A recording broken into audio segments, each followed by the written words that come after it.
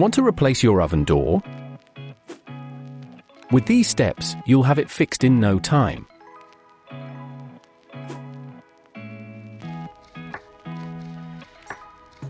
What you need: a new door. Step 1. Remove the old door. Fully open the oven door and release the hinge locks.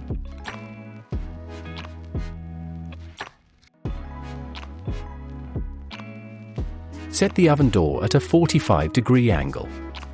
You can now remove the door.